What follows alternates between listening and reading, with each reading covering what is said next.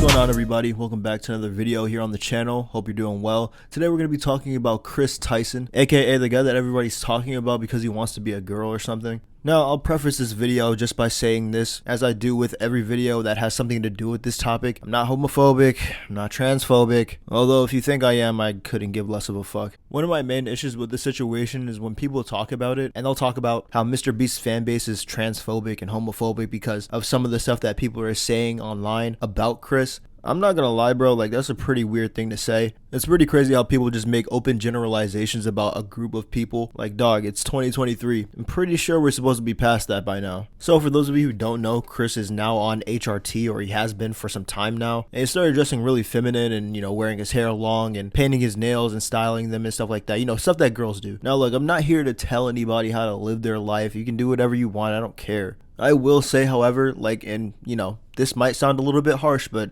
I know I'm going to be right anyways. Being that transitioning isn't really that common, and even though it might seem like it is because, you know, a bunch of people are popping up as trans and queer and all this other stuff, it's still a very small percentage of the United States population and the world population as a whole. So I'm not really wrong when I say this, but being trans or gay or whatever isn't exactly normal. And I strictly mean that in the statistical sense. But why do I bring this up, right? Well, simply because of how Chris decides to react to people criticizing him for this non-normal thing. What I'm primarily referencing is Chris trying to sue Fearbuck. Now, if you don't know who Fearbuck is, he's a personality on Twitter, and he decided to do what pretty much everybody else was doing and post a side-by-side comparison of a normal version of Chris and how he looks now with the caption, "Evil world we live in." Now, this apparently got a lot of traction, so much traction in fact that it ended up getting the attention of Chris himself, and then Chris would end up DMing Fearbuck with him saying the following: "Hey Fearbuck, I saw this tweet from today and I wanted to say that my lawyers will be in contact with you shortly with a court notice for defamation. Don't know why you or anyone would tweet something so hatred towards anyone on the internet. It's blatantly disgusting to see. See you soon. Don't be scared now." Now, if this isn't the biggest bunch of bullshit, bro, like I'm just gonna be honest with you guys, alright? This is a L, straight up. Now, there's a common saying that I have here on the channel. You guys have definitely heard it before. Sometimes the wrong people end up getting famous, dude. Let's just analyze this a little bit further for a second, right? So someone becomes famous, then that person becomes transgender after years of being not transgender. And throughout the years, slowly but surely, that person looks a little bit more girly with the nails, with the hair, with the dresses and the outfits, right? It was a slow change, but this is where we are now. Now, this person in question is getting mad and offended over what people are saying and pointing out, which isn't anything that's not apparent, by the way. That person then picks out a couple of the people on Twitter, because they can't get to all of the people that are saying mean stuff about them, to sue them for defamation, because I believe this happened twice. My point is this: if you're going to be famous,